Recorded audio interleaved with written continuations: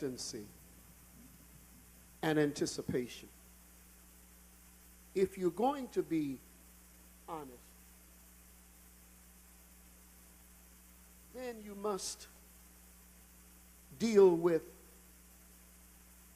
the what ifs when expectancies and anticipations don't happen.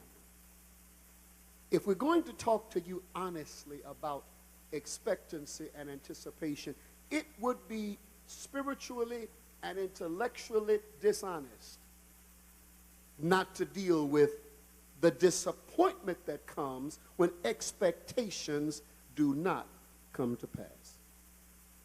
This sermon falls neatly into what is called the Hegelian Dialectic.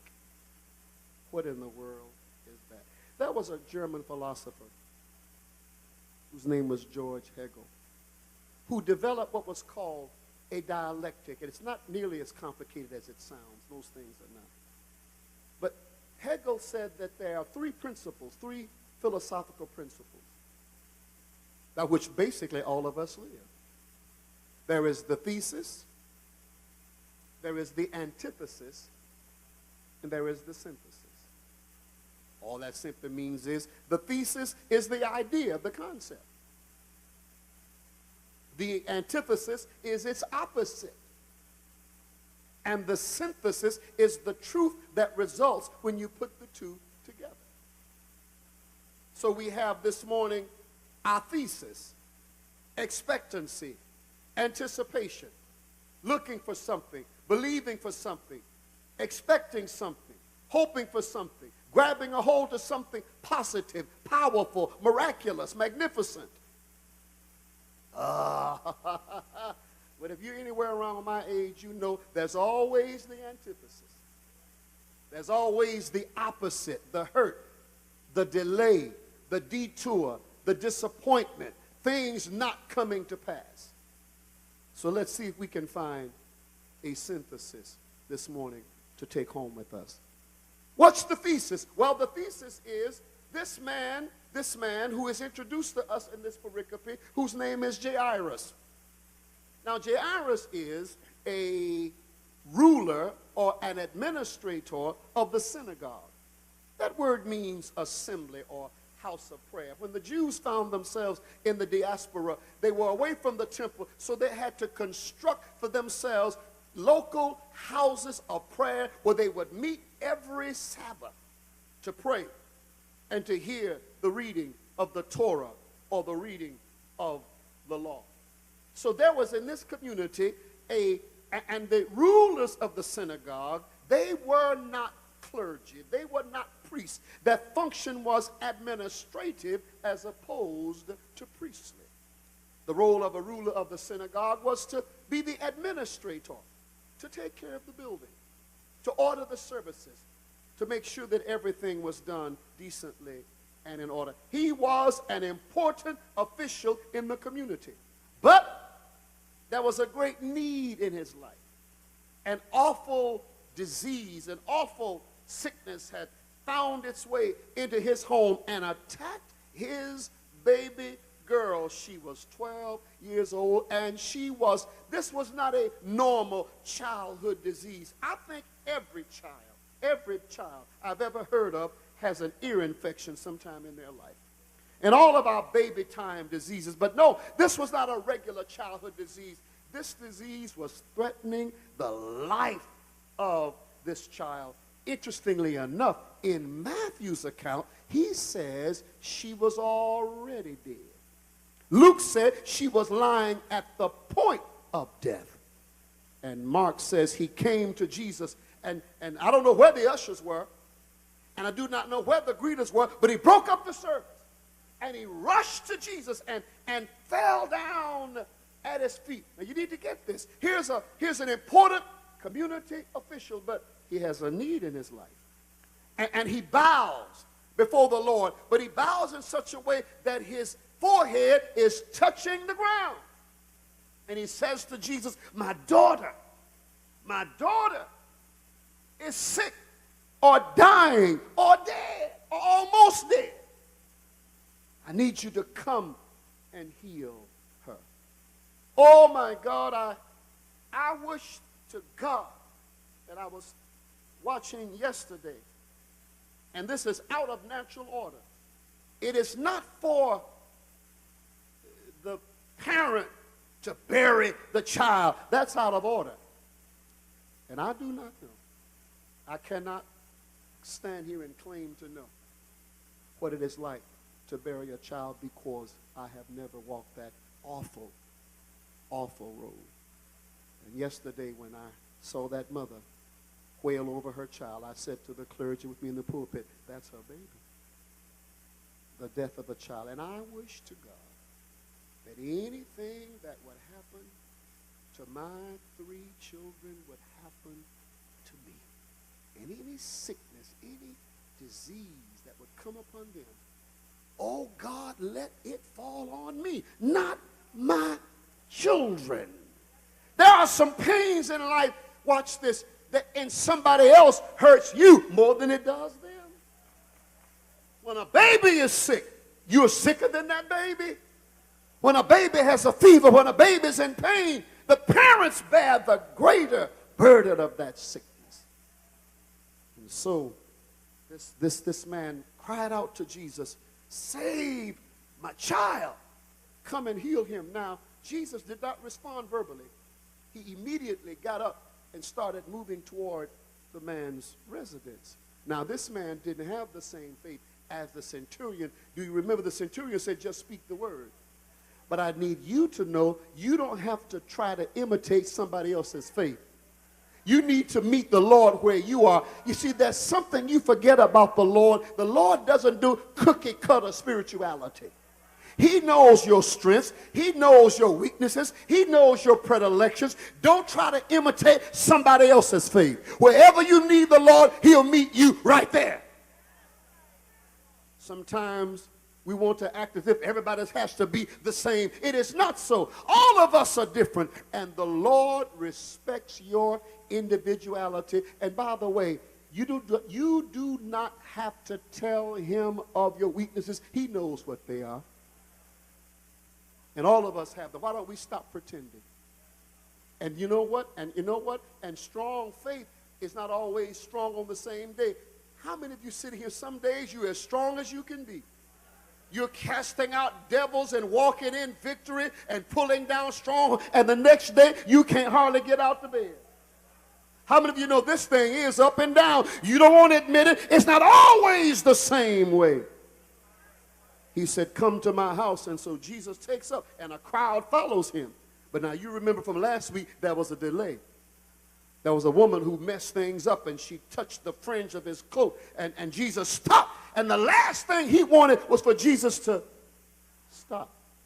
And Jesus would not continue moving toward Jairus' residence until he found out who this woman was, because had she only gotten a healing in her body, it would have been one thing. But after he said, go in peace, that word there means he gave her not only physical, but spiritual deliverance. Let me tell you something. To be delivered physically is just not enough. It's nice to be, when people talk about being blessed, you know, don't ever limit blessings to physical things. You can have a car but no consecration. You can have jewelry but no joy. You can have a house but no happiness. I can sell you a mattress, but I can't sell you sleep. I can sell you a refrigerator, but I can't sell you an appetite. I can sell you a house, but not a home. I can give you a companion for the night, but I can't give you love. I can sell you a watch, but not time. We need a total healing. And I need to be healed from the inside out. I need my soul to be healed. I need my spirit to be in touch with God. Never mind what happens to my body. I need my soul set free. But now, Jesus delivers this woman totally, and this message comes. Can you see it? Someone makes his way through the crowd and whispers into the ear of Jairus and says, you don't need to worry about bothering the master. She's dead. She's really dead. Now she's gone. It's over. It's finished. It's done. Now, here is the thesis. He came to Jesus in anticipation. But the word came, she's dead. Now what? And the question I want to pose to you is that after you expect, okay, you took Pastor's word, you walked in expectancy and anticipation and belief that God was going to do it, but then it got worse before it got better. I mean, while you were expecting the best, the worst showed up. While you were anticipating good, the devil walked in and sat in your living room and said, what you going to do about this? While you were talking about, I believe God, the devil slapped you in your face, knocked you on your knees. What do you do when you leave church hoping and believing and reaching and singing only believing, singing God's going to do it. And what God has for me is for me. And he's able to do exceeding abundantly above. But the truth is, ain't nothing happening. No doors are opening. Today looks just like yesterday. Your heart is still broken. Your way is still hard, look like you can't kill anything and won't nothing die. What do you do? Listen, Paul, the writer said, what happens to a dream deferred? I'm not talking about a dream deferred. I'm talking about a dream that died. Deferred just means it's late. But dead means it's over. And the only thing to do with dead things is take it to the cemetery. Yesterday we took Baron to the cemetery. What else to do? A couple of weeks ago we had a dog to die. And all you could do was say goodbye and bury him. It's over. It's done. Here was hope, anticipation, faith, standing on the word, quoting the scripture, believing God. Spiritual warfare, walking in victory. That's the thesis. But the antithesis is, it didn't work. Ain't nothing changed. Same old, same old.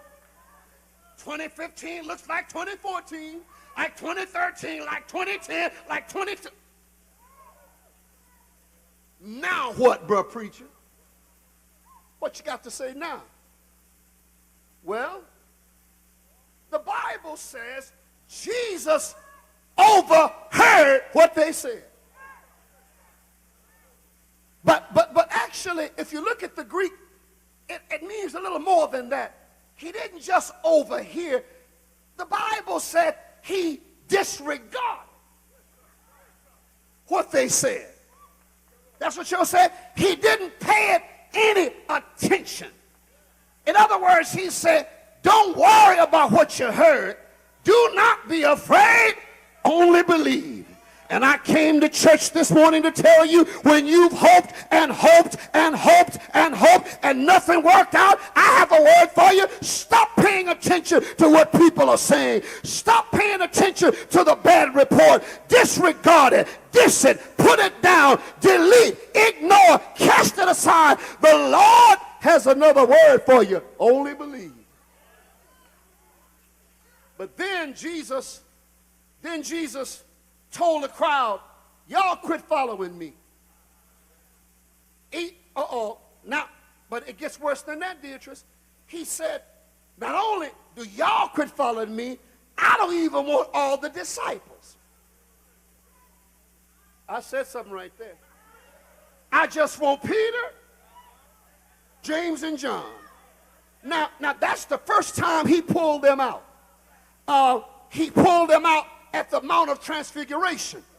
Then he pulled them out in the Garden of Gethsemane. See, Life Center, I'm trying to teach you something, but you ain't getting it. See, everybody can be saved. Everybody can be in the church, but only a few people can be in the Lord's inner circle. I don't just want to be a preacher. I want to be in the Lord's inner circle. I don't just want to say I went to church Sunday. When the Lord get ready to do something, I want to be in that group. Everybody in here is saved. I'm not talking about your salvation, but all the others, they were apostles too. But how do you get to be in God's special group? Oh yeah, I want to be in that special group. So he took, oh, I wish I could deal with that special group. That special group go when everybody else stops. That special group can see what nobody else can see. Shauna, that special group believe in their grander self. They stretch themselves. They reach higher. They dig deeper. They call on the Lord. When everybody else goes home and go to bed, they're still at the altar saying, Lord, I won't let you go till you bless my soul.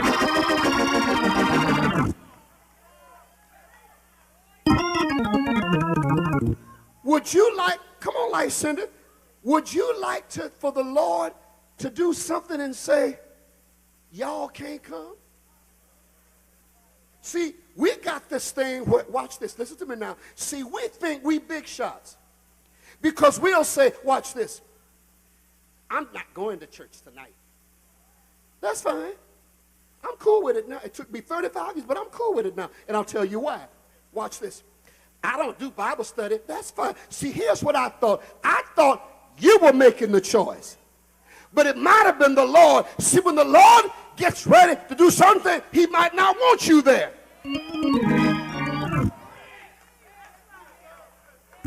See, you thought you stayed home because you grown. Maybe you can't be around when God does his special stuff. Oh, yeah, you still saved, but you ain't invited to the, in other words, you can come to church, but you ain't invited to the after party. The after party is for special guests. So go on, stay home. Go stay home. You ain't got to come.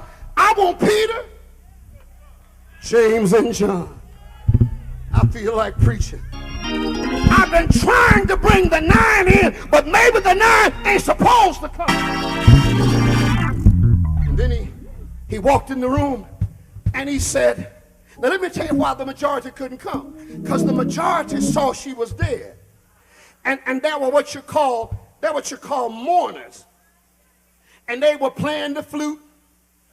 Oh, she's dead, she's dead. Let us go down to Jordan. She dead, shall we? And do you know some people are only good for funeral songs? That's why you don't want them at your party. Jesus said, watch it, and I'll prove it to you. Jesus said, she ain't dead. She's asleep.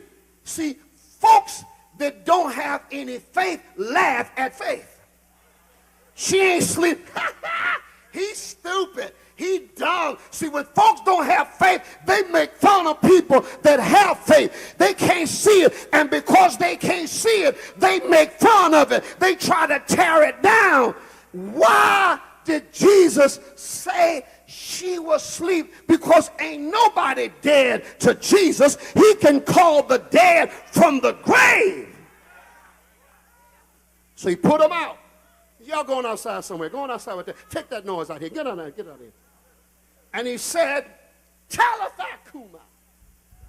Daughter, get on up.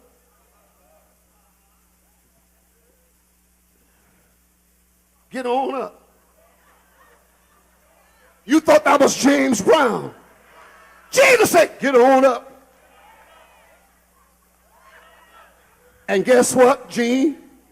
She got up, started walking around. Didn't she? He said, take that girl on down to Chuck E. Cheese, get her a pizza. Now let me explain this to you. Thesis, faith, hope, anticipation. Antithesis, things go wrong. Here's the synthesis. Something occurred to me in this whole narrative. It's about Jesus.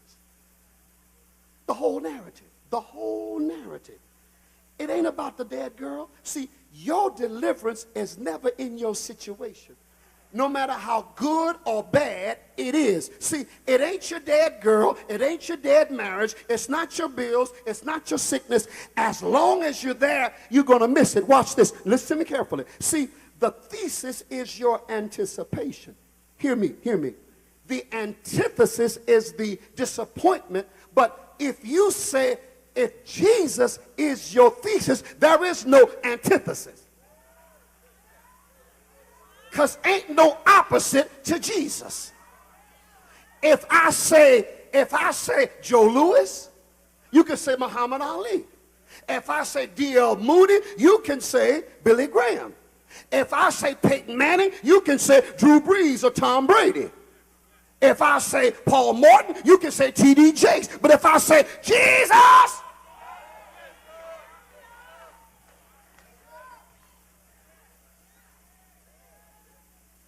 so here's what happens. Here's the first thing. Here's the word for your now what. First thing, whatever your situation is, take it to Jesus. That's the first thing. Take it to Jesus. I don't care how bad it is, take it to Jesus. Secondly, and don't get disappointed if Jesus seems to get delayed. If things seem to slow up, don't let that bother you. Thirdly, know who to put out of your life.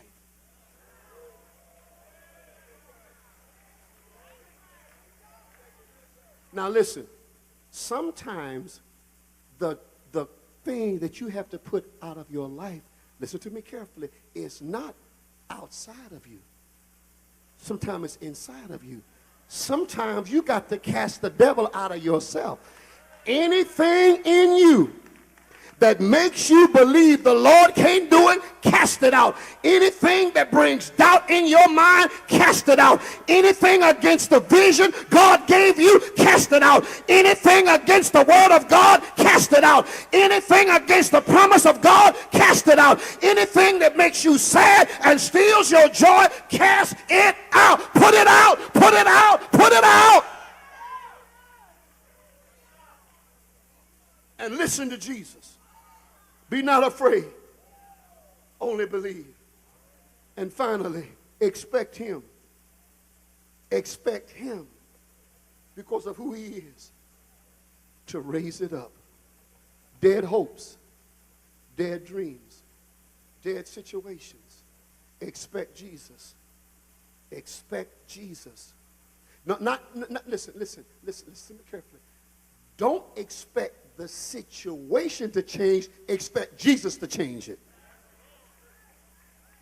Don't look to your power, look to his power. Here is how you handle, here is the synthesis. Thesis, antithesis, synthesis. Here it is. Here it is. Take this home with you. No matter what it is that has died or disappointed or detoured or delayed or distressed or depressed you, remember this. My hope is built. My hope is built on nothing less. You see, because the situation got worse doesn't mean anything, because that doesn't mean anything to Jesus. It just means something to you. See, if you think because the situation got worse, it's hopeless, you don't really have faith in God. You just believe he can only do it if things are looking good.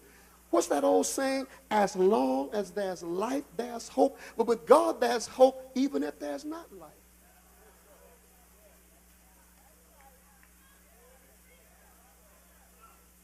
You got it? Take it to Jesus. Take it to Jesus. Don't be disturbed by his delays. Don't listen to the words of the negative things. Listen to Jesus. Put the wrong folks out, including yourself, and expect him to say, Talitha Kuma.